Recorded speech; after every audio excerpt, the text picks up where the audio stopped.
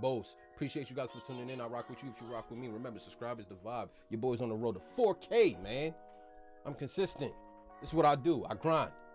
So look, bro, NFL playoffs is a couple of days away now. We all anticipating some of our favorite teams. Shout out to, well, damn, I can't even shout out New England because we ain't making it. Trash ass fools. But anyways, shout out to y'all teams that made it this year, because I know a lot of you fans are expecting, listen, at least the AFC and NFC conference. Y'all may not be expecting Super Bowl. Y'all at least want to be the Final Four. And I get it. So we got this video where this dude breaks down how some of your favorite teams have a chance to make it to Super Bowl. So we're going to get right into it. But before we do, I'm here to chin check all you fools. Let me get you guys about your dreams ASAP. Jaguars, you don't have a chance. Who else? Seattle, you don't have a chance. Giants, you don't have a chance. Vikings, you don't have a chance. Listen, man, I'm the voice of the people, bro. I may not tell you everything that you want to hear, but I'm gonna tell you everything you need to know. Y'all don't have a chance.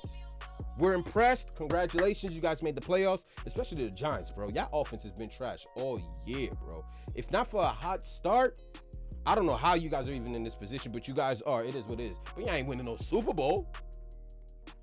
Y'all ain't no top 4 team in the NFL. But then again, anything can happen. So we're going to get right into it, know what I mean? And see how some of your favorite teams have a chance to potentially win Super Bowl 57. Let's get right into it. I think it's 57. Popcorn ready, folks. It's playoff time in the NFL. The race for the Lombardi Trophy is officially on, with the Kansas City Chiefs and Philadelphia Eagles getting a much-deserved head start in the form of a first-round bye for winning their respective conferences. But if you happen to support a lowly number 7 seed or even the Dallas Cowboys, don't despair. This is the postseason. Anything can happen. Not my son saying the Dallas Cowboys along with the 7th seed. Damn, bro. You know what it is, bro? Y'all not going to stop being the punching bag in the NFL until y'all win. Y'all at least got to at least make it to the NFC title game, no? Or do y'all have to win the Super Bowl? Because it's been about 30 years. It's been since the 90s since y'all really did anything, if we keeping it a buck. But the fact that he took that subtle shot, I know y'all mad. I know y'all mad, Cowboy fans. And I'm here to explain why your team can win Super Bowl 57. So sit back, it is 57, and take this in.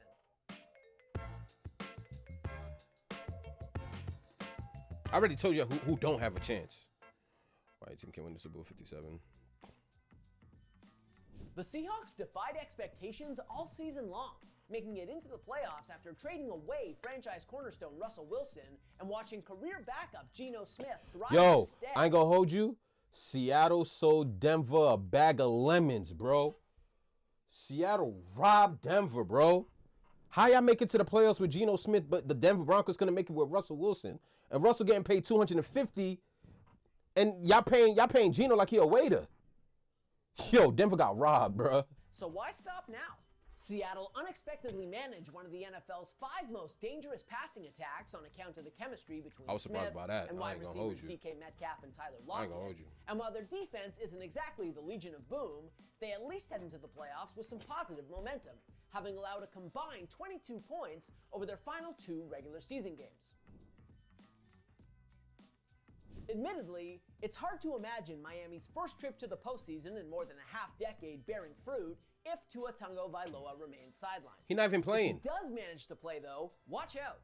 Between his multiple concussion-induced absences, Tua led the NFL in QB rating, net yards gained per pass attempt, and touchdown percentage, and the Dolphins average almost 26 points per game in his 13 starts. That's crazy.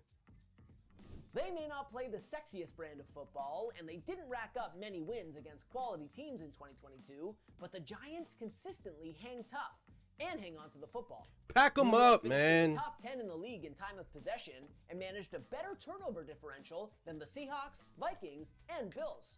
Their running game is a handful too, finishing in the top 5 in the NFL in yards per game and yards per attempt.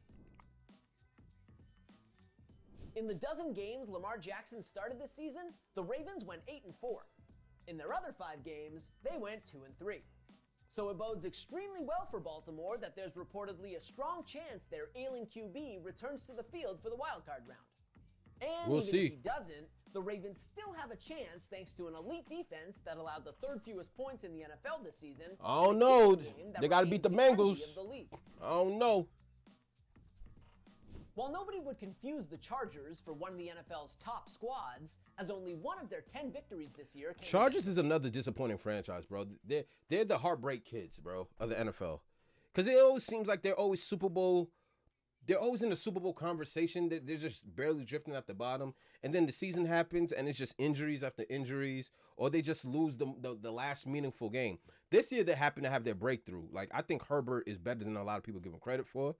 But, man, y'all got to win. Y'all got to win, man. Put up or shut up. Team, they certainly seem to be peaking at the right time, with 4 wins in their final 5 regular season games. And there's no denying how much talent they have on offense between Justin Herbert, Austin Eckler, Keenan Allen, and Mike Williams.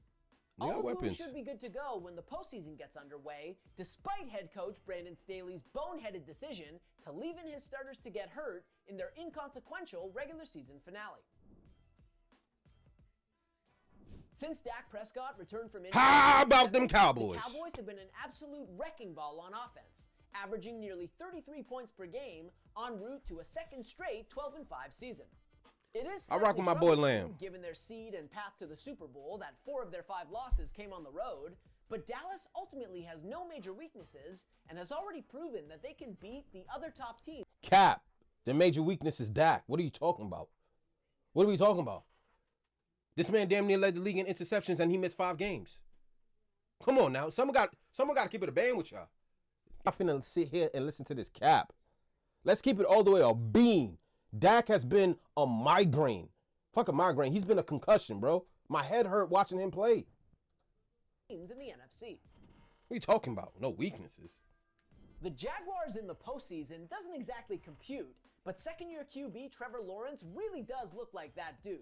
Over his final 9 regular season games, the former number 1 pick threw 15 touchdowns to just 2 interceptions while completing almost 70% of his pass attempts, transforming the Jags offense into an unexpected top 10 unit. I'm going to keep it a bean, and I want some of you Jets fans, specifically that are watching my video, right? Know what I mean? I rock with y'all. Cap. Y'all should have had Trevor Lawrence. Gabos, don't forget what y'all did. I think it was 20, what was it? It was in 2020, 2019. I think probably 2020 season. Anyways, y'all had that game against the Rams, where the Rams came in as heavy favorites, and y'all had the number 1 seed, and y'all went ahead and beat the Rams, which took y'all away from having the number 1 seed in Trevor Lawrence, right? The time in which you should tank, you didn't. You know what I'm saying? Because, tanking is, it's against the cardinal rule, right? Because teams don't tank in the NFL. Y'all should have had Trevor Lawrence. Y'all fumbled that and settled for who? Kyle Wilson?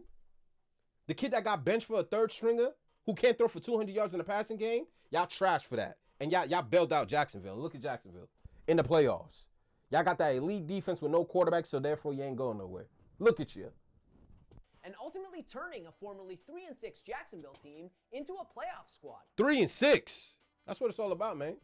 Let's face it. The Bucs are a mediocre team that only made it into the playoffs because their division is a dumpster fire. That said, they still have Tom Brady. I'll give him that. The 7-time Super Bowl champ may not be as intimidating at the age of 45 as he once was, any team has a shot with the GOAT under center.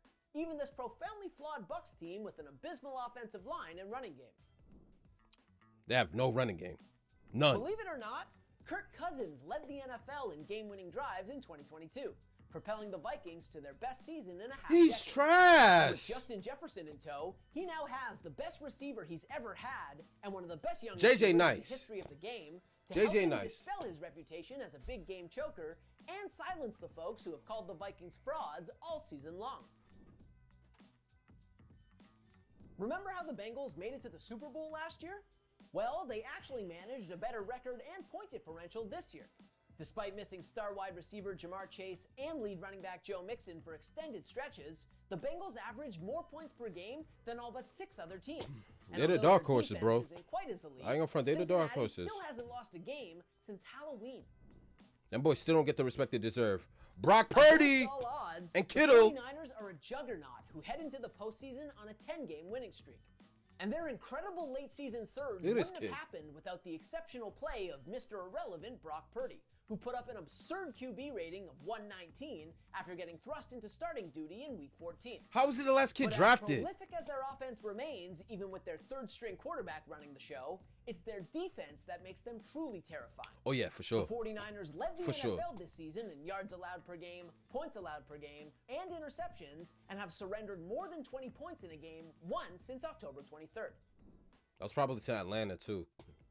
It feels weird to call the Bills a perennial powerhouse, but that's what they are, having just cruised to a third straight division title on the backs of an elite offense, helmed by now two-time Pro Bowler Josh Allen, and a top-notch defense that stymied the running 2 times? I thought it was more. and finished 5th in the NFL in turnover rate. And not only did the Bills manage the second-best point differential in the league, but they showed in Week 18 that they can continue to execute even in the wake of Damar Hamlin's terrifying and traumatic cardiac arrest episode. Number 1 The seed, Eagles team that won the Eagles. Super Bowl a half-decade ago doesn't hold a candle to this Eagles team, which excels in every facet of the game. Thanks to a historic season from Jalen Hurts, who's suddenly looking like one of the best dual-threat QBs ever, the Eagles' dynamic offense finished 3rd in the NFL in points, while Philly's defense is a nightmare for opposing QBs. They loaded, bro. The Eagles managed 15 more sacks than the game's second-best pass rush, pressured opposing QBs on nearly a quarter of all dropbacks, and ultimately allowed the fewest passing yards in the league. Now, almost everybody favorite. And finally, with likely MVP Patrick Mahomes leading the charge, the Chiefs fielded the most potent offense in the NFL this season. And that was after trading away Tyreek Hill and with an unheralded rookie as their primary running back. Basically, they're a threat to score on every snap, and they're almost unbeatable at home, having lost just once at Arrowhead this year. That augurs extremely well for them, considering they won't play a game anywhere else until the Super Bowl, outside of a potential neutral site matchup against the Bills in the AFC Championship game. But then again, the Chiefs are scary no matter where they play. They were the last team on our list for a reason. But what say you? Who do you think is the best bet to win it all? And which dark horse team do you like the most this postseason? Let us know in the comments. Listen, man, I'll tell you right now. I ain't gonna front, bro. I got the Chiefs coming out the AFC, but my Bengals are a dark horse because Mahomes can't beat Joe Burrow. I'm gonna keep it a man. I think this dude is like 0-3 versus Joe. It just is what it is. I can't ignore that. You know what I'm saying? So my favorite is the Chiefs. In the NFC, bro, it's gonna come down to 49ers and the Eagles, bro. It's gonna come down to 49ers and Eagles. Like, those are the top contenders. Everybody else, thank you for participating. We got your participation trophy somewhere in the back. You know what I mean? It's somewhere in the back. But other than that, we know who the top 4 teams are gonna be. And if I'm wrong, well, damn. Delete this footage. I rock with you if you rock with me. It's your boy Gabos. You know what I mean? Leave in the comment section who you think is going to the Super Bowl or who are some of your favorite teams. You know what I mean? Know what I'm saying? So, till next time, man. I'm gonna catch you guys in the next video. Mamba out.